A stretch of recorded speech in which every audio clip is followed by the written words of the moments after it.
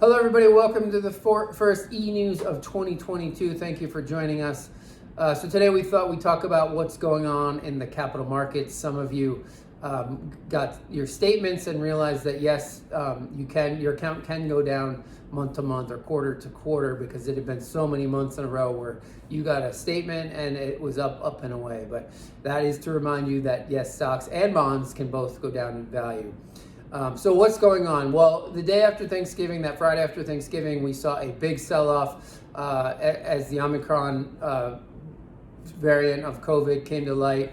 And really the stock market has sort of sold off since then. We've had a bit of a correction, and depending on what market you're looking at, some corrections have been quite violent. If you look at the NASDAQ, and then if you look at some of the underlying stocks in the NASDAQ, the high growth names, they've really sold off in a big, meaningful way. And so what's really going on? Well, we know that inflation is here. We got the December inflation numbers last week. At the consumer level, the inflation print in December was 7%. At the wholesale level, the PPI number was 9.7%, which was the highest ever. So inflation is here. And so what does that mean? It means the Federal Reserve's only tool to deal with inflation is to raise interest rates, to deal with the interest rate environment. So remember, right now, we're still in the emergency monetary policy from the Federal Reserve, and they reiterated last week that they're going to have to take much of that away. And so it'll still be historically very stimulative if we have a 1% Fed funds rate, but remember, we're coming from a zero base, and so that's a meaningful move. And so interest rates are moving higher. The Fed has talked about raising rates 3 or 4 times this year, being totally done with their bond buying in a couple months. And so there are a lot of stocks in the market, companies in the market that are dependent on zero cost of capital. And these are very innovative companies that are doing really great things, but their stock prices got way ahead of any sort of reasonable valuation. And so with rates being higher and those companies' cost of capital going up, the stock multiples are shrinking. And so there's stocks in the NASDAQ that are down over 60% in some cases.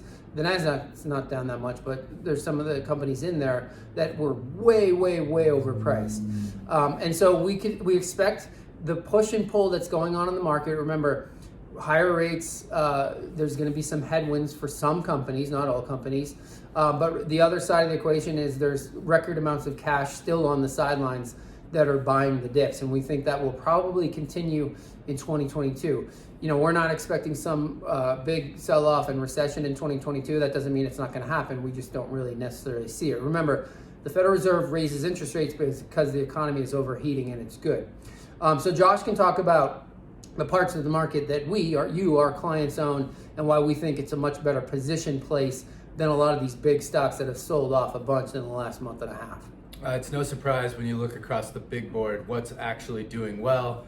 Think about what you actually do in a period of high inflation. You maybe cut back on those discretionary purchases, but things that you're inevitably forced to buy, you're going to be forced to buy them at higher prices. And those companies have durable and lasting pricing power. And it's no surprise that when you look at some of these down days, like earlier this week when the NASDAQ was getting decimated, many of those cyclical and consumer staple names were trading higher. So we feel like we're pretty well positioned there. Expanding on Tyler's point, with the Fed funds rate expected to rise to somewhere near 2%, a lot of those bubble basket names see about a 40% contraction in their multiple per 1% rise in the Fed funds rate. So for many of those names, that essentially spells a 4/5 reduction in their stock price over time. And the market, of course, is forward looking. So many of these names are selling off in expectation of that Fed funds rate rising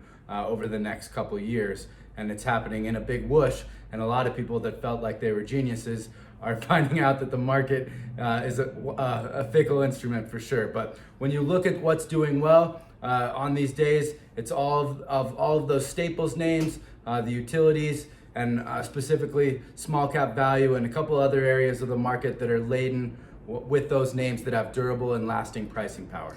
Yeah, so rest assured, we don't own any of those, ridiculously expensive names in your portfolio. We have made a concerted effort to own shorter duration assets in your portfolio on the bond side and on the stock side, higher quality names.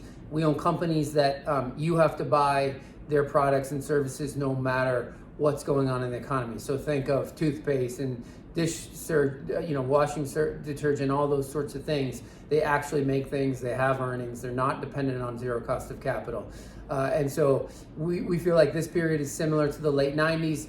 NASDAQ rolled over in the late 90s, and for 2 years it was down 82%. But if you had a diversified portfolio of high quality assets, you actually did pretty well during that period, and we think this is going to be very similar. So, as always, if you have a question about your situation or your portfolio or what we're doing with your portfolio, you can always call the office, 800-743-0988, or you can send us an email at Josh or Tyler at northwestquadrantwealth.com. We'll be back here in 2 weeks.